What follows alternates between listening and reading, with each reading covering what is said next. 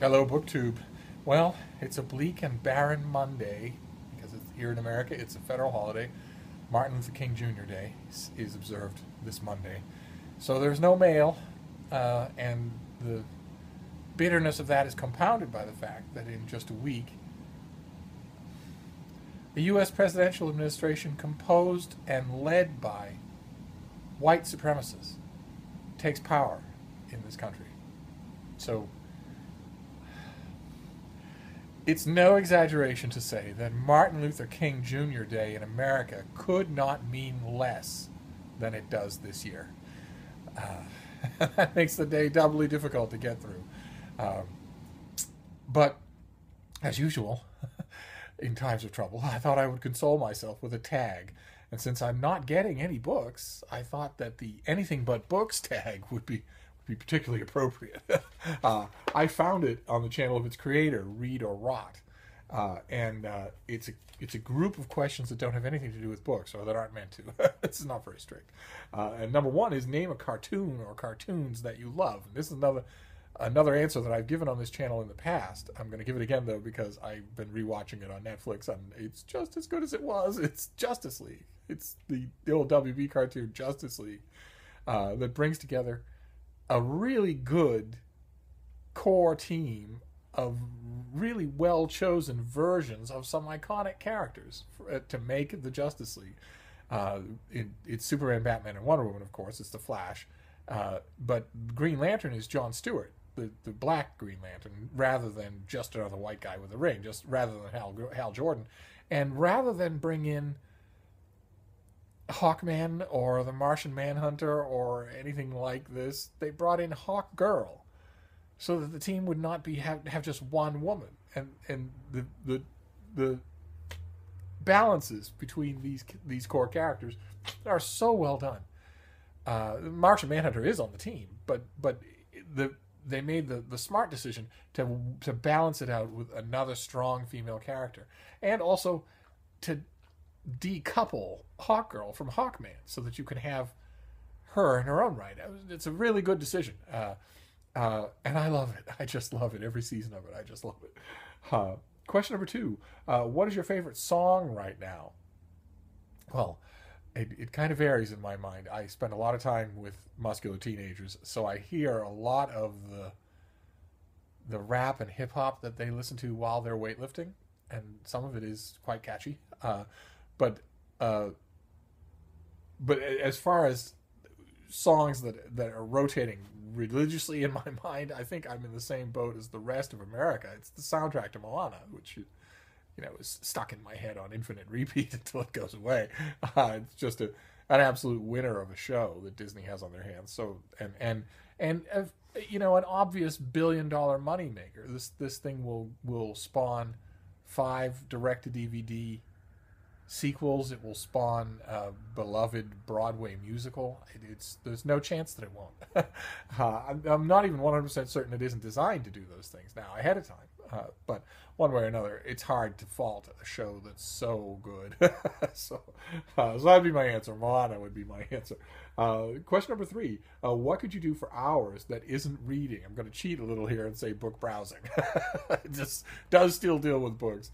But I have been known to browse for hours. For instance, at the Brattle. The Brattle has sale carts outside, and they change all the time. And really seeing each book takes time. And every book has a story. And I know most of those stories. I have lived with most of these books for all of their lives. So it's a conversation. I can lose myself in it. I have many, many times. Not anymore when it's cold or inclement. It used to be in younger days. I would go in all weathers. Now, not so much. But that's all right. Question number four: what is something you love to do that your followers would be surprised by? I'm not really sure what my subscribers would be surprised by anymore. I think those of you who've been around here for a while know to expect the unexpected, and also there isn't much to me, so you know the basic parameters already. One thing that came to mind that I don't think I've mentioned on this channel before is that I semi-regularly conduct a Bible study in the basement of a big old church here in Boston. An old friend of mine, it's his church, and the the person that is officially designated to do the Bible study is not particularly reliable, and also not particularly good. And my friend, years and years and years ago, we had this conversation where I told him, I would love to do that. I've done it before. I did it in Iowa, and I had a great time. And he wanted to know, well, what if, because he knows perfectly well that I don't hold any religious beliefs. And he also knows perfectly well that I don't think anybody should.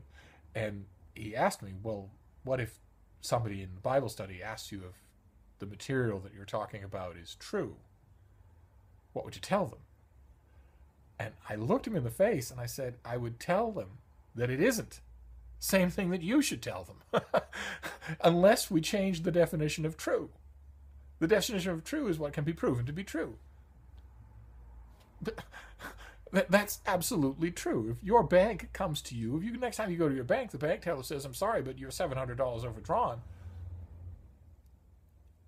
you're going to want to know whether or not that's true. And the way that they will demonstrate it to you is the way that everything else that's true or not true is demonstrated to you. I don't make exceptions. So the slightly modified indigenous mythology of 3,000-year-old culture, if somebody asks me whether or not it's true that there are gods and angels and that the earth is flat and that the sun and the moon are the same size, I'm going to tell them no, it's not true. We can still talk about it. You can believe anything you like, and we can still talk about it. Plenty. And he was taken aback by that. And I said, well, how about we try it once and you see if everybody likes it? We try it once and then you ask for their opinions when I'm not around. And the opinions were positive. So I continue to do it, and it's a ton of fun. Question number 5. What is your favorite unnecessarily specific thing to learn about? Now, I objected to this question at first because there's no such thing as anything that's unnecessarily specific to learn about. Unnecessarily specific seems to me to be first cousin to the odious internet abbreviation too long didn't read, TLDR, which I firmly believe that every person who types that ought to receive from their keyboard a 580 volt shock for probably about 20 seconds. So even when they let go of the keyboard, it's still happening. I think once or twice receiving that shock and you would never again write too long didn't read. And unnecessarily specific strikes me as akin to that. I have plenty of time, and so do you. And if I'm interested in something, I want to know all about it, and so should you. There's no such thing as unnecessarily specific. But if by that the question means wonky, well, then I have plenty of subjects where I not only want to know every detail, but I kind of sort of obsess about every detail. And one of them I think I've mentioned on this channel a few times before, and that is the Pacific Northwest Sasquatch. The ongoing question of whether or not in the vast wilds of the Pacific Northwest there exists an as yet uncaptured and undocumented humanoid species. Living, breeding, intentionally avoiding human contact, nevertheless becoming a subject of a vast amount of folklore and anecdotal evidence. I love studying that because the more I look at it, the more I think there's something to it. Without meaning to sound like more of a flake than I already do on this channel, the more I look into it, the more I think there's something to it. People... You're okay. Somebody's feeling achy today. People who have no connection to the folklore, no knowledge of the anecdotal evidence, and no connection to each other, have for the last 35 or 40 years reported the same things. And you can examine these people, and they don't have a history. A lot of them don't have a history. It's not like the same crank over and over again, saying, yeah, spotted a squatch the other day in the ravine. No, these are tourists from Honduras that don't have any connection whatsoever to any predisposition, is what I'm saying. And yet, they say basically the same thing. A large animal glimpsed as it ran away, a certain smell, knocking of trees, the signaling, some stuff like that, that leads me to think there might be something to it. So I study it unnecessarily, specifically. Well, let's see here. Question number 8. Or no, question number 6. What is something unusual you know how to do? There are a few things unusual that I know how to do. Booktube. In fact, it's a rather long list. Much of which involves the past, and some of which involves dogs. But one of which, the thing I wanted to mention today, just for its color value, is riding things. I have an unusual repertoire of riding things. I've ridden almost every kind of beast of burden that can be ridden. I've ridden dromedaries, which is the single-humped camel. I've ridden Bactrian camels, which is the double-humped camel. I've ridden Indian elephants many, many times. I've ridden longhorn steers and all kinds of horses in all kinds of moods, and Indian elephants. The techniques involved, the temperament of the animals, the mounting, gymnastics and whatnot. I don't do it anymore. I'm sure I never will again. But I have the muscle memory of a large repertoire of riding animals. So there you go. That's unusual. I'd be willing to bet that I'm one of the only booktubers who has ever ridden a two-humped camel, much less ridden one in Mongolia. So that's unusual. Question number 7. Name something you made in the last year. I can name 2 things, and I made them both while I was making this channel. There was Hers the Convergence, historical fantasy about Isaac Newton that I wrote for the Hot and Sticky Summer Novel Writing Challenge done by the late lamented Stripcover Lit. And I did Markowitz and the Mystery Woman, conspiracy theory based novel that I did for NaNoWriMo. Those were 2 things I made in 2016. And I had a ball making both of them. Question number 8. What is your most recent personal project? It's a thing that I've been doing. I volunteer time with kids at a pediatric hospital here in Boston, and I do little projects with them. Mainly, we just sit and talk and laugh. But you're supposed to do some sort of project to take their mind off their troubles, which are immense. A lot of these kids are burn victims, and they're quite a few of them are not going to live, and even the ones who are face a lifetime of pain and ostracization, and all of them are old enough to remember when they had a nose, when their fingers weren't fused together. All that, they're all old enough to remember. They're all old enough to know that something horrible has happened to them, and because they're kids, they're fairly resilient, in fact, incredibly resilient, much more so than you or I would be. But they, while they're doing treatment, some of which is horrific, they have to stay there, and so I visit. And I bring books, and we talk, and we laugh, and we gossip. But another thing they like you to do is projects, something that the kids can do. And I think I mentioned we tried rolling coins. It didn't work well at all, unfortunately. It seems like every project that I bring up to them needs a certain amount of manual dexterity that neither they nor I possess. And it turns out that just makes it more fun. So our project today, I found a bunch of blank bookmarks, cardboard bookmarks that I had that already had little holes in the top, but nothing going through the hole. I love, as you all know, I love bookmarks with tassels. And the other day, at a Goodwill, I found a bunch of string, multicolored string, heavy-duty, thick string, almost perfect for going through those holes and then made into tassels. And, of course, the Goodwill didn't want it, didn't even have the heart to charge me for it. And I thought, those 2 things go together well. So the project the personal project I've been doing lately is we've been making bookmarks. And they haven't been exactly Barnes & Noble worthy. but it's been a lot of fun. Because it's not just a question of putting the thread through the hole and then doing something with the thread to make it knotted or pretty. It's also a question of what you put on the bookmark. Decorating the bookmark is also part of it, which is a lot of fun. Let's see here. Question number 9. Tell us something you think about often, maybe while staring out a window.